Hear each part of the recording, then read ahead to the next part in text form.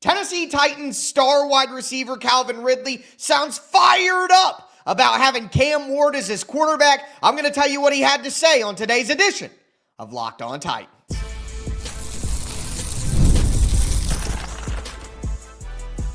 You are Locked On Titans, your daily Tennessee Titans podcast, part of the Locked On Podcast Network, your team every day.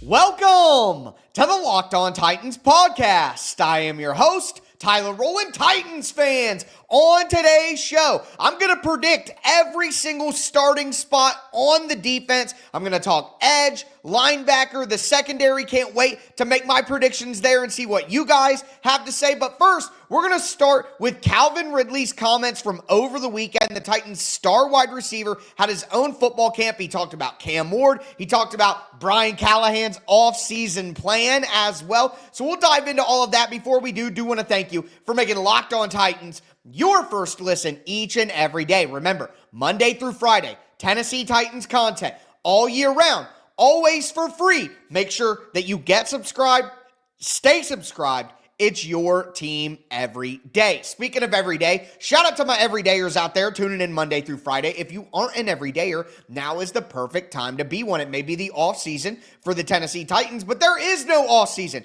on Locked On Titans. I have year-round, 5 days a week content for you, and I never take a day off. So tomorrow, we're going to look at the offensive starters. On Wednesday, we're going to recap Tennessee Titans OTAs. Plus, minicamp is right around the corner. I'm going to keep you guys ready to go. And I got a 53-man roster prediction coming in a little over a week. So a lot of content still coming here on the channel. Stay locked in to the Locked On Titans podcast. But with that being said, again, Calvin Ridley had his youth football camp at Lipscomb Academy over the weekend. And he had some things to say, not only about Cam Ward as his quarterback, but also the Brian Callahan offseason plan, which somehow my observation has whipped into a huge topic for everyone who covers the Tennessee Titans now. So we'll talk about all of that, but we got to start with the comments about Cam Ward, because when it comes to excitement level, what could possibly be more exciting for Tennessee Titans fans than more Cam Ward content, folks? So fired up to see this young man play football, but I'm not the only one.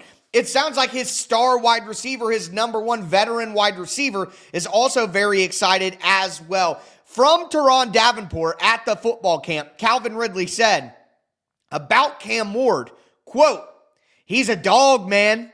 He's confident. That's the biggest thing. Coming into the league, if you're confident, and it's like a humble confidence. He knows he can play. That's what you want. You want somebody that knows they can play. Make the throws. He's smart. He's not afraid of anybody. He's ready to take it on. I'm excited for him. We got to keep throwing. He throws with great timing. His timing is up to date.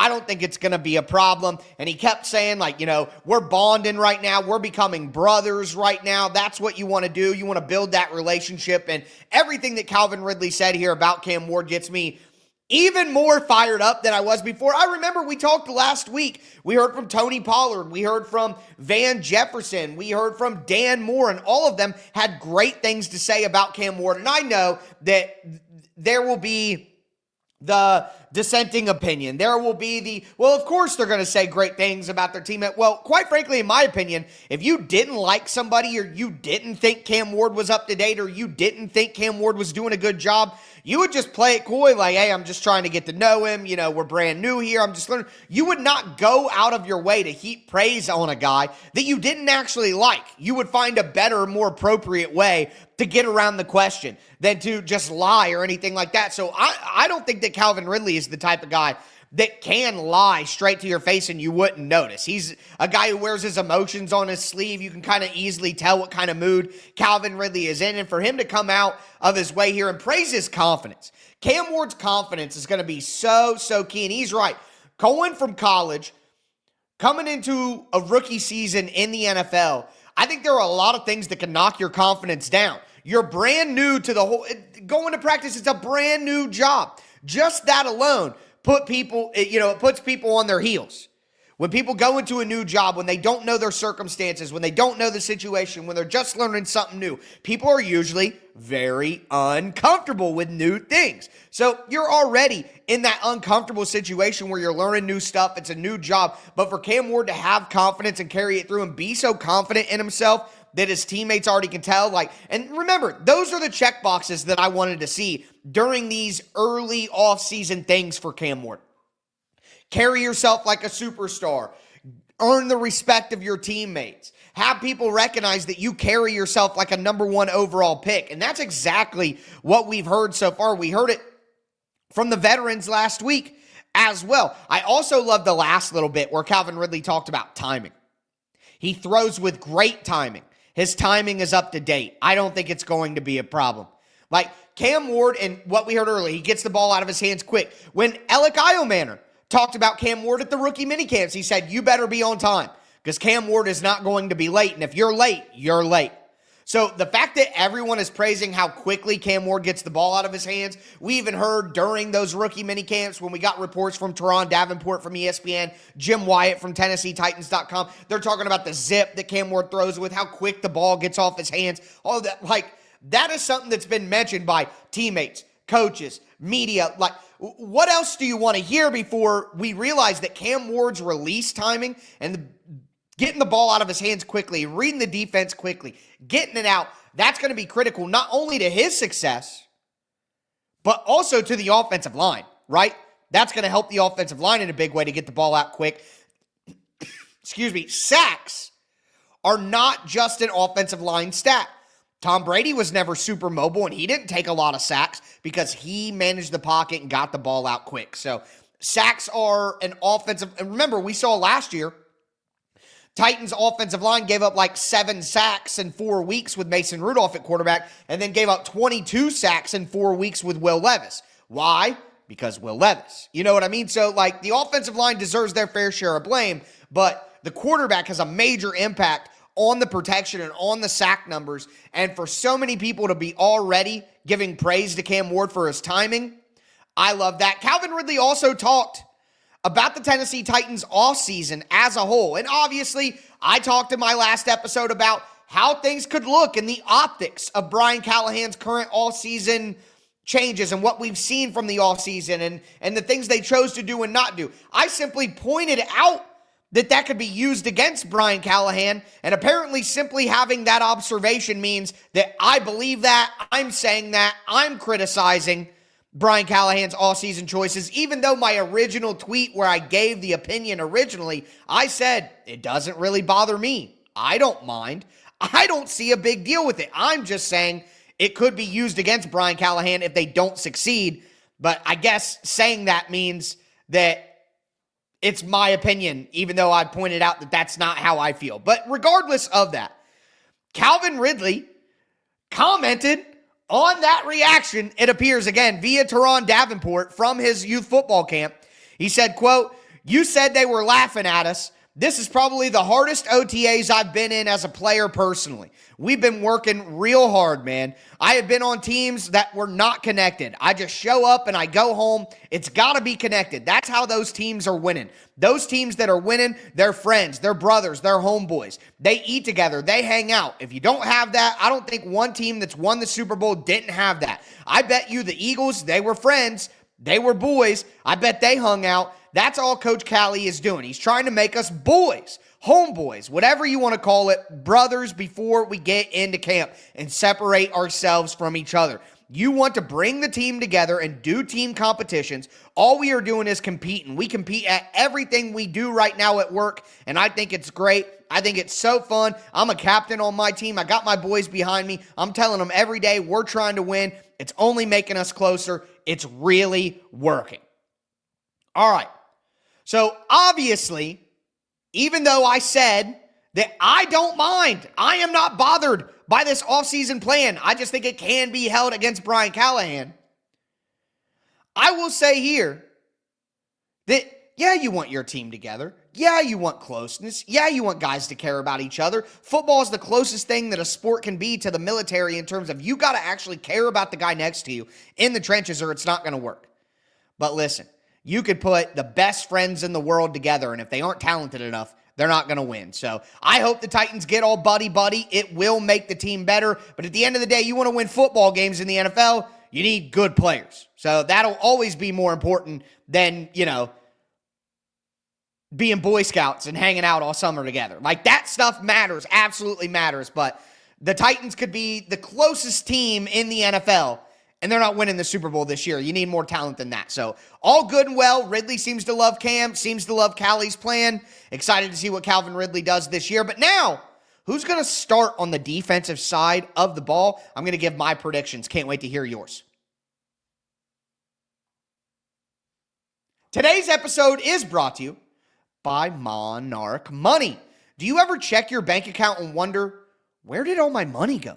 Between dining out, online shopping, entertainment, it's easy to lose track. That's where Monarch Money comes in. Your personal CFO, giving you full visibility and control over your finances. Monarch Money isn't just a budgeting app. It's a complete financial command center. You can track all your accounts, investments, spending, all in one place. Stop just managing your money and start building wealth. When I started using Monarch, I didn't realize just how much money I was spending on online shopping. Now I can budget smarter, I can save more, and my favorite part is, rather than juggling a ton of different apps and everything to find this information, you can get it all in one place with Monarch, where they track your finances, track your spending, even help you plan long-term goals. Take control of your finances. With Monarch Money, use code LOCKEDONNFL at monarchmoney.com for 50% off your first year. That's monarchmoney.com, code LOCKEDONNFL for half off your first year.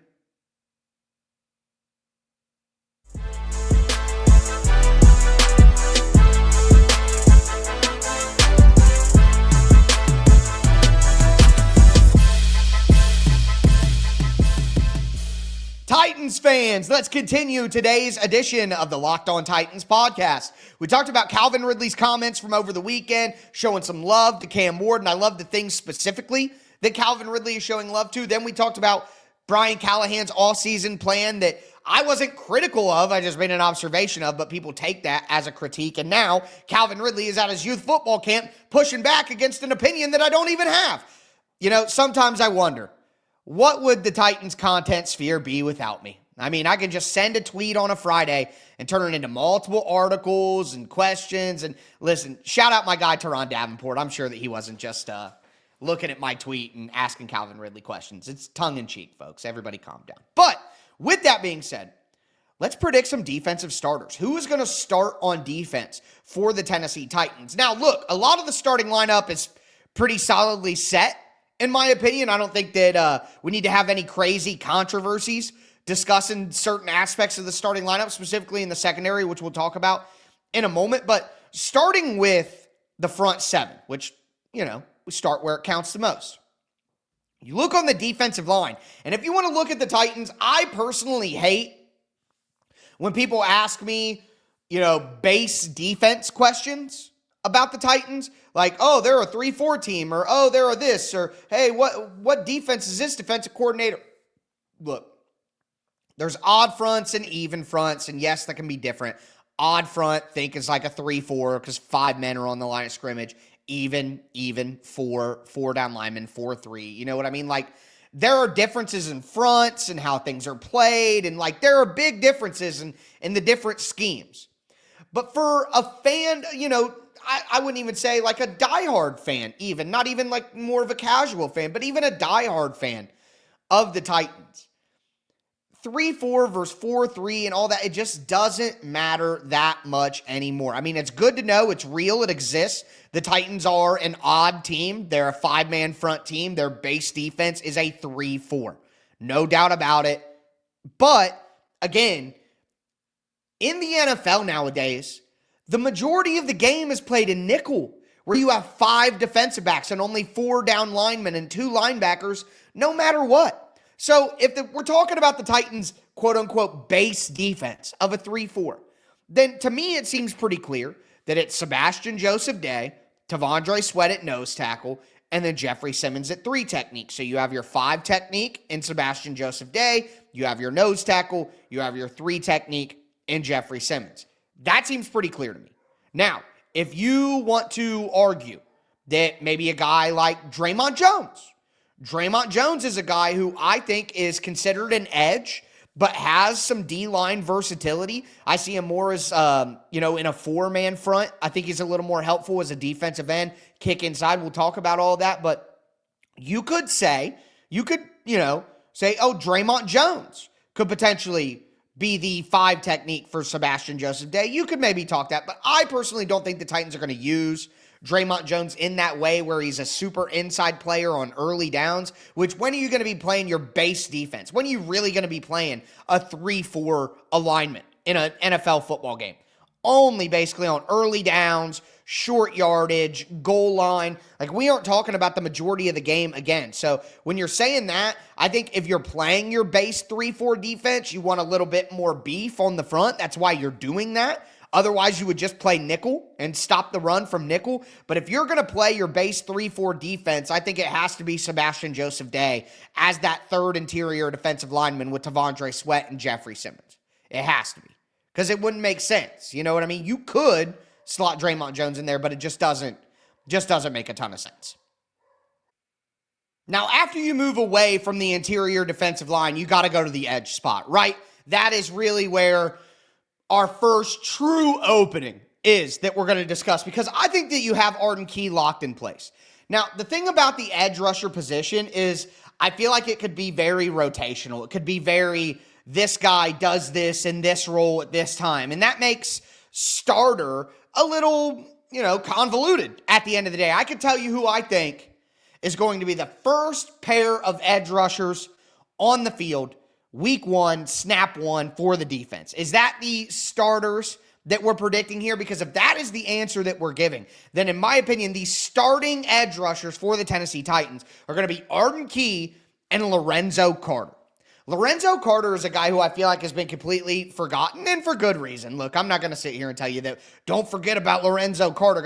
Maybe you can forget about Lorenzo Carter, quite honestly. But what does Lorenzo Carter do? Okay, what is Lorenzo Carter good at? Well, Lorenzo Carter has 3 sacks in the last 3 seasons. I think, total. Not 3 sacks each year for 9. No, 3 sacks total in the last 3 years. He had 0 last year for Atlanta, I'm pretty sure. Lorenzo Carter is a 6'5", 260-pound edge rusher, or edge setter, okay? He is a run defender. That is what he did best in Atlanta. Not a great pass rusher. Isn't a very refined pass rush guy with his moves and his technique. He's an effort guy. He's a motor guy. He can get cleanup sacks if other guys create the pressure, and he just, with his motor and energy, finds a way to do it. But quite frankly, Femi Oladipo can do those things as a pass rusher right now. So if I want that out of my pass rusher, I'm just going to play Femi every single snap that I want that. You know what I mean? So the reality is, though, where Lorenzo Carter is going to have that role is on early downs as a run stuffer. So if you're telling me we're in a 3-4 defense, snap 1, D1, week 1, then I'm going to say Lorenzo Carter is the starter. But again, it's so situational, because I think that Draymond Jones probably plays more than Lorenzo Carter. I think when we get into those nickel packages on second and third down, you're going to see Arden Key at edge, Draymond Jones at edge, Sweat and Simmons on the interior. The first pure pass rushing snap. The first, they're throwing the ball, we're playing nickel defense. It could be snap 1, it could be third down. But that very first pass rush snap, I think it's going to be Key, Sweat, Simmons, Jones. So from that perspective, should we call Draymond Jones the starter? Because I think he's going to get more snaps, and I think in the more important version of the defense, Draymond Jones is a starter. It's like, I don't think Roger McCreary is on the field if the Titans are in a 3-4 defense. But Roger McCreary is a starter, right? I mean, come on here. Roger McCreary could be the second or third best player on the whole defense. He's a starter, So it just depends on how you want to look at it. But my official prediction is, I think Lorenzo Carter is the guy who starts in their base defense, first down, first snap, all that. But I think that in their actual most used starting defense, which is nickel, I think we're going to see Draymond Jones as the starting edge rusher opposite of Arden Key with Sweat and Jeffrey Simmons on the interior. Now, I will say that I think Draymond Jones is going to play a ton on the inside. So I think there's a great chance that we see, Jeffrey Simmons, Draymond Jones on the interior, Arden Key, Femi Oladejo on the outside. I think that we get a look at that a ton as well. But again, for base defense purposes, give me Lorenzo Carter in that outside role as the starter. But if they're a nickel, I think it's going to be Draymond Jones on the outside. Either way, we kind of understand who the important players are going to be on this defensive line and the starting level players who we should expect. But with that in mind, what about the back end of the defense? We've talked about interior defensive line. We've talked about edge. What about that secondary linebacker spot and then the secondary in general? Well, we're going to talk about that right now.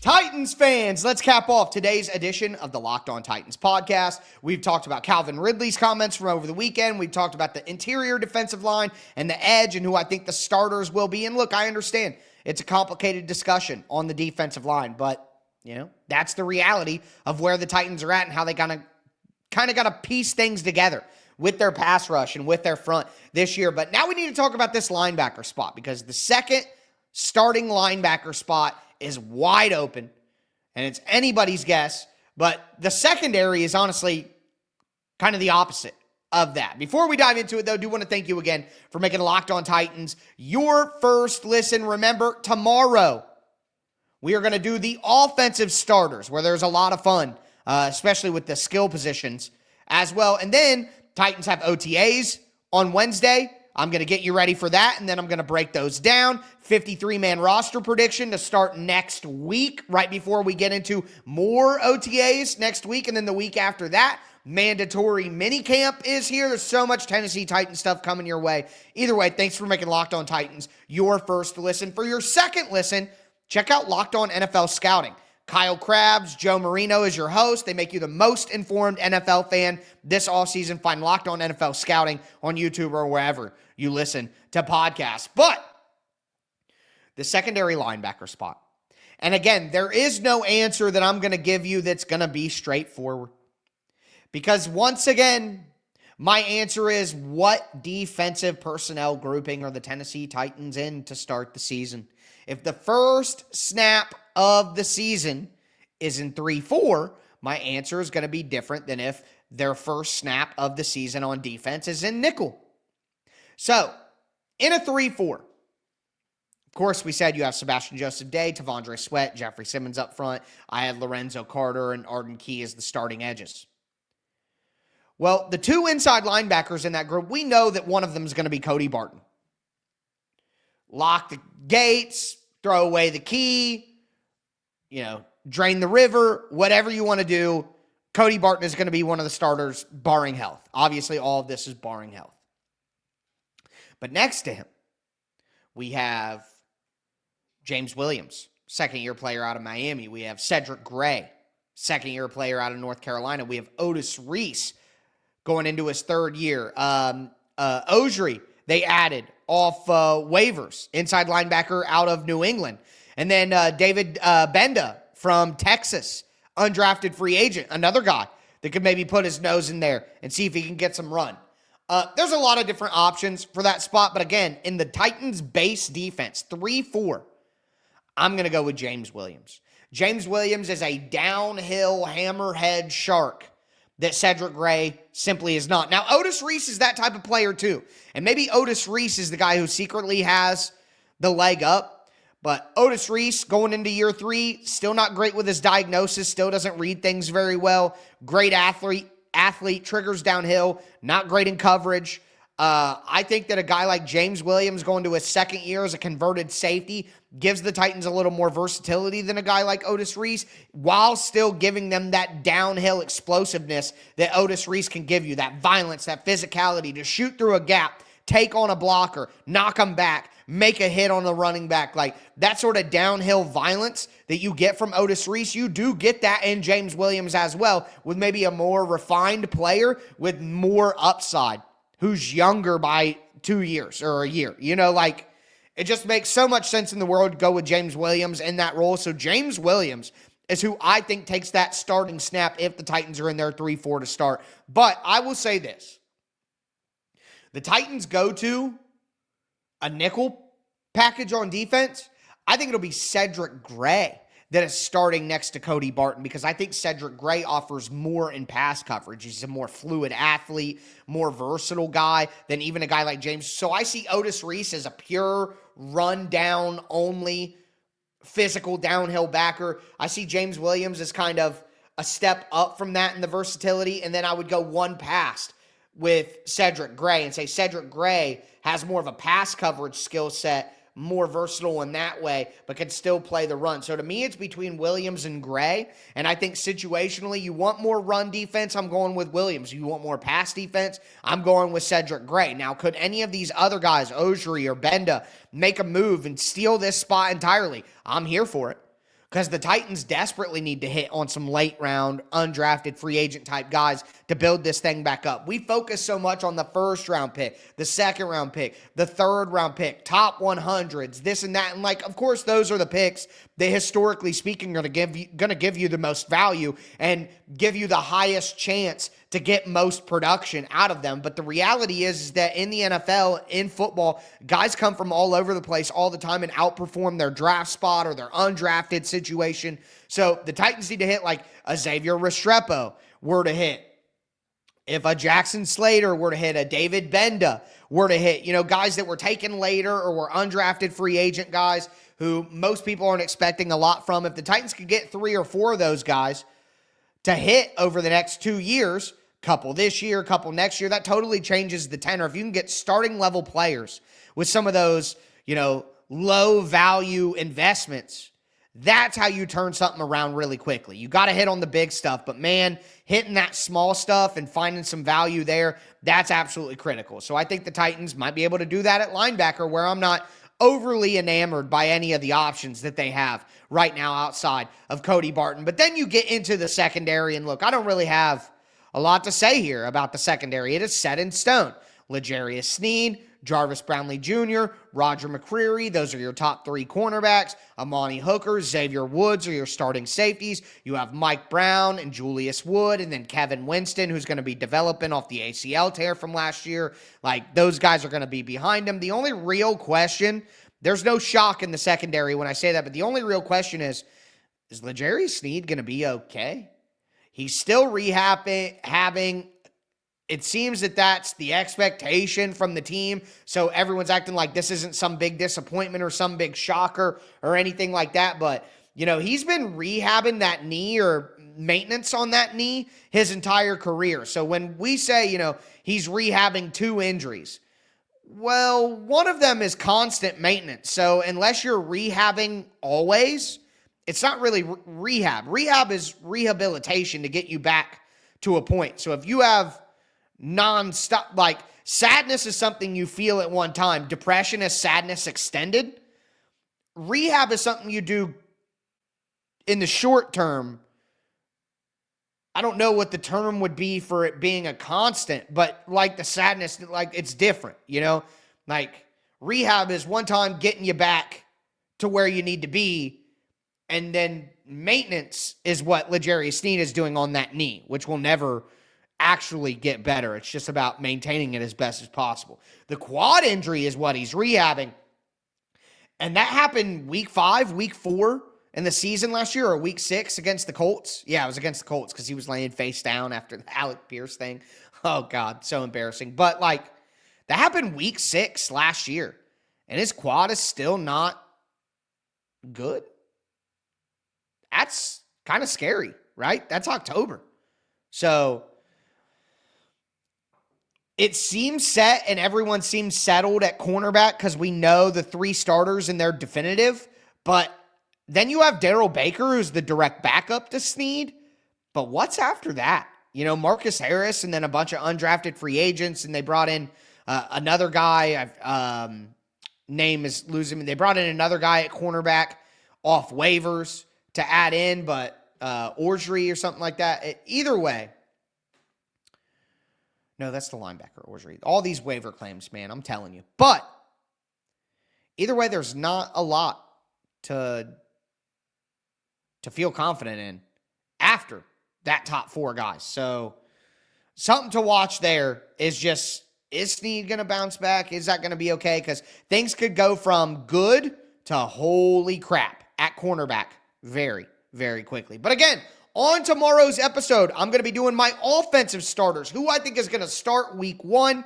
Then we got Titans practice later this week. Might do another mailbag on Friday. 53-man roster prediction starting next week. So much content coming your way. No offseason for Locked On Titans. But with that being said, that's going to do it for me today, folks. As always, I am your host, Tyler Rowland, and this was Locked On Titans.